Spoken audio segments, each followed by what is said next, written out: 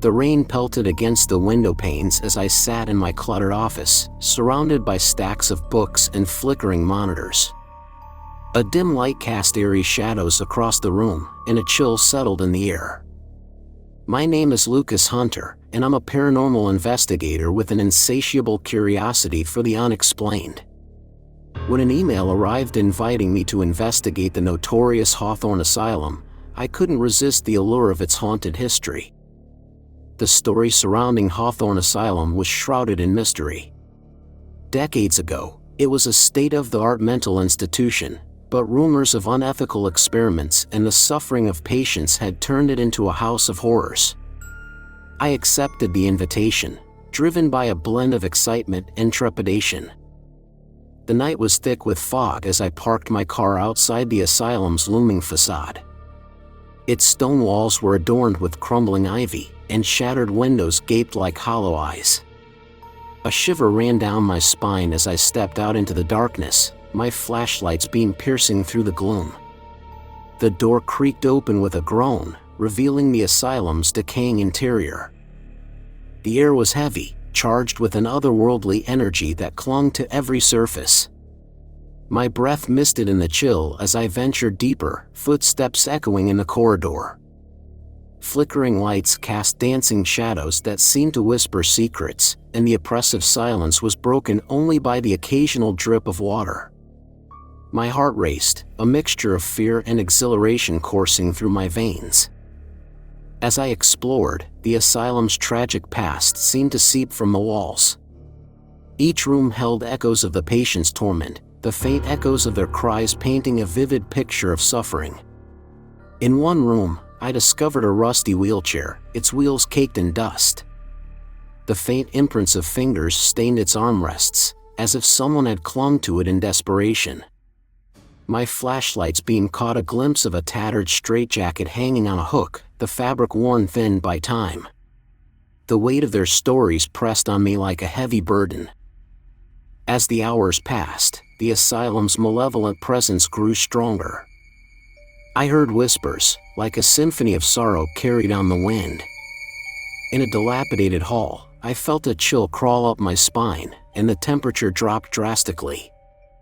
My breath formed misty clouds as I heard footsteps, not my own, echoing through the corridor.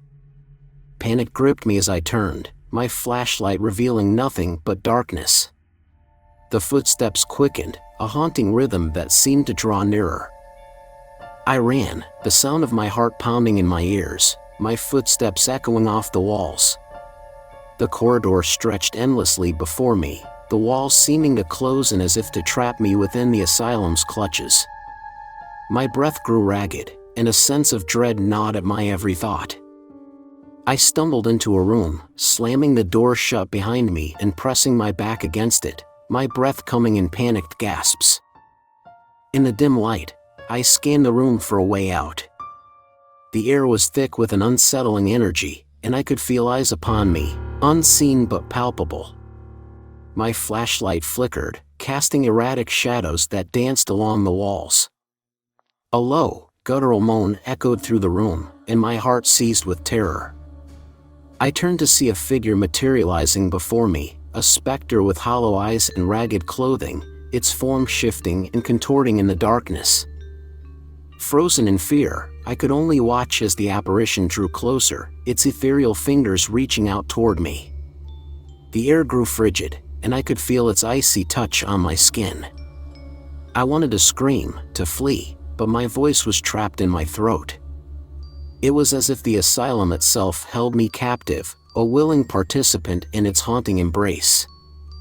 With a surge of adrenaline, I tore my gaze away from the advancing spirit and bolted towards the window.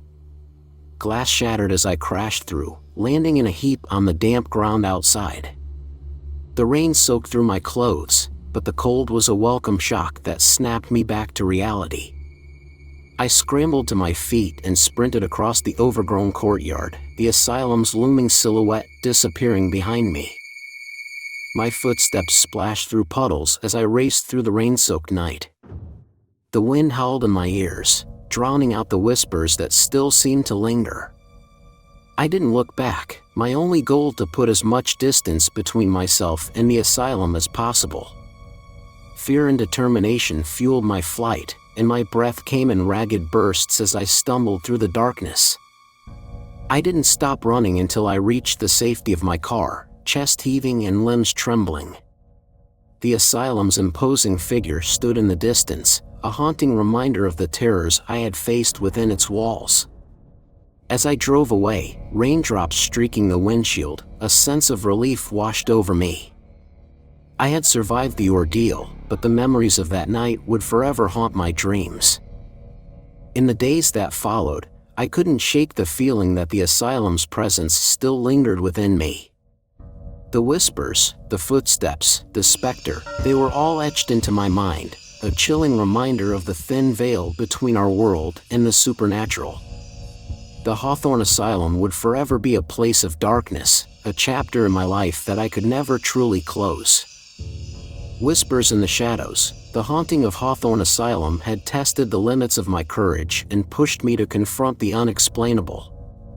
It was a journey into the heart of fear, a dance with the unknown that left an indelible mark on my soul. And though I had escaped its grasp physically, I knew that the asylum's haunting whispers would forever echo in the depths of my memory.